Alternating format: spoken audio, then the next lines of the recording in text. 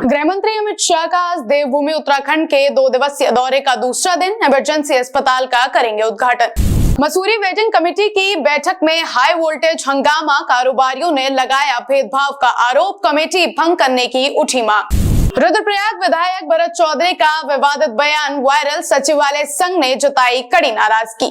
Ramnagar court परिसर में मचा हड़कंप, हत्यारोपी का जहर खाने का दिखा ड्रामा। नमस्कार, आप देख रहे हैं खबर गंगा और मैं हूं आपके साथ अंजलि रावत। अब खबरें विस्तार से। उत्तराखंड दौरे के दूसरे दिन आज केंद्रीय गृह मंत्री अमित शाह हरिद्वार में कई महत्वपूर्ण कार्यक्रमों में हिस्सा ले रहे हैं। इसके बाद वो पतंजलि योग पीठ में इमरजेंसी एवं क्रिटिकल केयर हॉस्पिटल का उद्घाटन कर गायत्री परिवार के शताब्दी समारोह में भी शिरकत करेंगे। इस हाई प्रोफाइल दौरे को देखते हुए मुख्यमंत्री पुष्कर सिंह धामी और त्रिवेंद्र सिंह रावत समेत बीजेपी के दिग्गज नेता उनके साथ मौजूद है। साथ ही सुरक्षा के कड़े इंतजामों के बीच चप्पे चप्पे पर पुलिस और खुफिया एजेंसियां तैनात हैं। पहाड़ों की रानी मसूरी में टाउन वेडिंग कमेटी की बैठक हंगामे की भेंट चढ़ गई। जब नगर पालिका सभागार में हुई इस बैठक में पटरी कारोबारियों ने प्रशासन पर भेदभाव और फूट डालने का आरोप लगाते हुए कमेटी को भंग करने की मांग की, तो वहीं दूसरी ओर प्रशासन ने कड़ा रुख अपनाते हुए साफ कर दिया है कि मॉल रोड को वेंडर जोन फ्री घोषित किया जा चुका है और वहां किसी भी कीमत पर पटरी नहीं लगने दी जाएगी। बुरे संकट में धोबी का कुत्ता घर का रहा ना घाट का रहा। ठीक है, हमारे बीच से खुद मेरे परिवार से ही आदमी तोड़कर वो ले गए और उनको जो है लॉलीपॉप दिखा करके। अब आप बताइए, आप तो रोज़ इस रोड के अंदर चल रहे हैं, उसमें जो है करीब 70, 80, 90 आदमी जो है यहाँ पे जो है विस्थापित कर रखे। आप जरा उनकी आत्मा को पूछो, आप क्या कर रहे हैं? शाम को 100 का नोट भी ले जा रहे हो तुम घर? नहीं ले जा रहे, परेशान है वो परसों एप्लीकेशन लेके यहाँ आए थे कि हमारा काम धंधा नहीं हो रहा, हमें सही जगह करो, तो अध्यक्ष जी ने बोले भगा दिया। उनका कहना ही है, मैं उन्हीं के अनुसार कह रहा हूँ।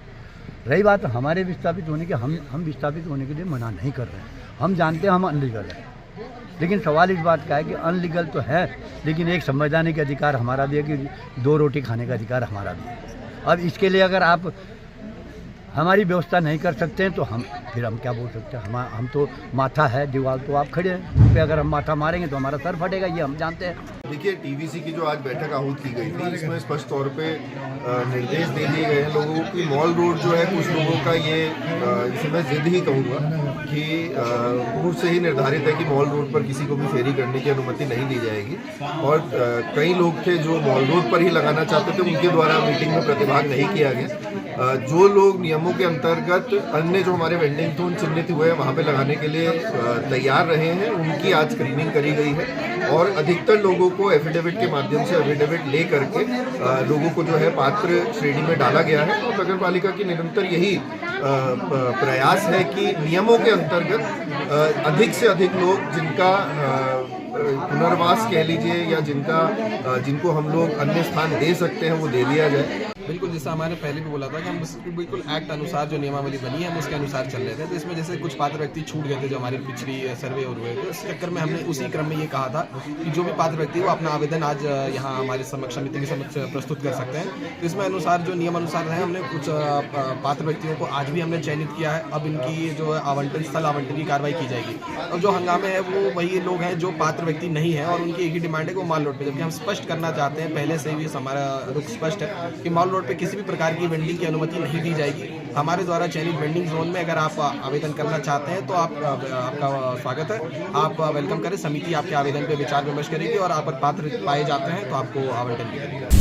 उत्तराखंड के रुद्रप्रयाग से विधायक भरत चौधरी अपने एक विवादित बयान को लेकर मुश्किलों में घिर गए हैं। सोशल मीडिया पर वायरल हो रहे एक वीडियो में विधायक ने कहा कि जो अधिकारी उनकी बात नहीं सुनेगा वो उनके जूते के सुनेगा। इस बयान के बाद प्रशासनिक महकमे में उबाल है। इस पर सचिवालय संघ ने विधायक की भाषा पर कड़ी नाराजगी जताते हुए इसे मर्यादा के खिलाफ बताया है। मैंने आपके माध्यम से मुझे ज्ञात हुआ है और मेरा ये कहना है कि यदि ऐसा कुछ कहा है माननीय विधायक जी ने तो ऐसा नहीं कहना चाहिए था, क्योंकि सरकार, कर्मचारी, अधिकारी सब एक ही कड़ी के लोग हैं। आपसी सामंजस्य से सारा काम चलता है और प्रदेश का विकास भी होता है। तो ये जो इस तरह की अगर भाषा का उपयोग किया गया तो ऐसी भाषा का उपयोग नहीं होना चाहिए था। संगठन के तौर पर मैं ही चाहूँगा कि ऐसे व्यक्तित्व की पुनरावृत्ति ना हो। क्या लगता है आपको माफी नहीं मांगनी चाहिए कि बड़ी सभा में उन्होंने कहा है? इस विषय में मैं ज़्यादा नहीं बोल पाऊंगा, क्योंकि मैं इतना ही कहूँगा कि कर्मचारियों और अधिकारियों का भी सम्मान होना चाहिए। देवभूमि उत्तराखंड में सरकारी जमीनों पर बनी अवैध मज़ारों को लेकर राज्य सरकार ने अब तक की सबसे बड़ी कार्रवाई शुरू कर दी है। जांच में चौंकाने वाला खुलासा हुआ है कि एक ही पीर के नाम पर कई जगहों पर मज़ारें बनाकर सरकारी जमीन कब्जाई गई। मुख्यमंत्री पुष्कर सिंह धामी ने कड़ा रुख अपनाते हुए इसे ढोंग का कारोबार करार दिया है। अब तक प्रदेश भर में 572 से ज्यादा अवैध मज़ारें ध्वस्त की जा चुकी हैं और करीब 11,000 एकड़ जमीन को अतिक्रमण मुक्त कराया गया है। वक्फ बोर्ड ने भी स्पष्ट किया है कि जांच में अवैध पाई गई संपत्तियों पर कार्रवाई तय है। सरकार के इस बुलडोजर एक्शन से भू माफियाओं में हड़कंप मचा हुआ है। ये विषय सामने आए हैं कि देवभूमि उत्तराखंड है, सबसे पहले तो इसका देवत्व बचा रहे, इसके लिए लगातार आवाज़ें उठती रही हैं। और मैं ये कहता हूँ कि अगर एक ही व्यक्ति के बारे में ये बात भी आई है कि कई मज़ारें एक ही व्यक्ति के नाम पर हैं, और माननीय मुख्यमंत्री जी ने इसकी जांच के बारे में भी बोल दिया है कि इसकी जांच करें। हम इस जांच का स्वागत करते हैं और हमारा मानना है कि अगर कहीं भी गलत है तो उसको सही करने की जिम्मेदारी है। सही क्या है, हमने भी वक्फ बोर्ड से रिकॉर्ड मांगे हैं अपने ऑफिस से, हम भी उन रिकॉर्ड्स को चेक करें कि कौन कौन सी मज़ारें ऐसी हैं जो एक ही नाम पर हैं, क्योंकि ये बड़ा कन्फ्यूजन है। तो कन्फ्यूजन से बादल छटे और सत्यता सामने आए। और हम बार बार इस बात को कहते हैं, युवा मुख्यमंत्री का मत बिल्कुल स्पष्ट है, सही को छेड़ना नहीं है और गलत को छोड़ना नहीं है। मैं बार बार इस बात को दोहरा रहा हूँ, वक्फ की संपत्तियों पर जो अवैध कब्जे हैं, चाहे उसके ऊपर कोई भी लोग जो बैठे हैं उनके खिलाफ भी सख्त कार्रवाई करते हुए वक्फ बोर्ड नज़र आएगा। नया वक्फ अमेंडमेंट एक्ट आ गया है, जो गरीबों का हक था, जो गरीबों का मिलना चाहिए था, वो गरीबों को तो मिला नहीं है, यतीमों को तो मिला नहीं है। उसके ऊपर चंद अमीर लोग अपनी रोजी रोटी चलाने के लिए अलग अलग मकसद से, अलग अलग तरीक़ों से उन पर कब्जा करके बैठे। जो भी अवैध तरीके से बैठे होंगे उनके खिलाफ भी कार्रवाई करेंगे। रामनगर कोर्ट परिसर में उस समय अफरा तफरी मच गई जब हत्या के मुकदमे में तारीख पर आए कौशल चिलवाल नाम के युवक ने कथित तौर पर जहर खा लिया। हालांकि सूचना मिलते ही पुलिस ने तुरंत उसे अस्पताल पहुंचाया, लेकिन डॉक्टरों की शुरुआती जांच ने मामले में नया मोड़ दे दिया, क्योंकि डॉक्टरों के अनुसार युवक द्वारा जहर खाने की कोई पुष्टि नहीं हुई है। देखिए, एक मामला पुलिस के संज्ञान में आया था जिसमें एक लड़का जिसका नाम कौशल चिलवाल, उम्र 25 साल है, इसके द्वारा क्या बोलते हैं, कोर्ट से सूचना मिली थी कि इसके द्वारा जो है एक पॉइज़न खा लिया है, जिस पे तुरंत इसको यहाँ पे जो चिकित्सालय है रामनगर, यहाँ पे लाया गया। यहाँ पे डॉक्टर्स के आज जब डॉक्टर साहब से पूछताछ की गई तो इसके द्वारा क्या किसी प्रकार की कोई जहर की कोई पुष्टि नहीं हुई है अभी तक। और डॉक्टर साहब ने भी बोला है कि अभी तक ना ही इसने खुद बताया है, ना ही हमें पता लग पाया है किसी प्रकार के ऐसा कोई जहर इसने खाया है। और एहतियातन के तौर पे इसको जो है अभी STH हल्द्वानी रेफ़र करके थोड़ा चेकअप के लिए भेजा जाएगा। और साथ ही साथ मुझे जो ऐसा प्रतीत हुआ कि क्योंकि इसकी आज एक डेट भी थी 302 के मामले में न्यायालय में, तो संभवतः ऐसा रहा होगा कि इसके द्वारा पुलिस और न्यायालय पर प्रेशर बनाने की वजह से ऐसा कुछ किया होगा। बाकी जो है इस पर ऑलरेडी क्रिमिनल रिकॉर्ड्स है, टोटल 10 इस पर मुकदमे चल रहे हैं कालाडूंगी और रामनगर में मिला के। अग्रिम कार्रवाई जो है इसके बाद जब ये हॉस्पिटल छोड़ेगा उसके बाद अग्रिम कार्रवाई की जाएगी। लालकुआ से एक राहत भरी खबर सामने आ रही है, जहां खड़ी मोहल्ला निवासी रवि कुमार और उनके परिवार के बदहाली की खबर जानने के बाद कई समाज सेवी और नेता मदद के लिए आगे आए हैं।